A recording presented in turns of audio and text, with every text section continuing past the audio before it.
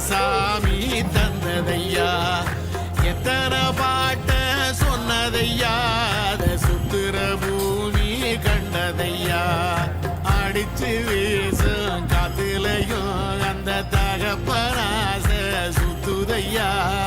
பிடிச்சு பூக்கும் விதையிலும் ஒரு வம்சத்து கதையே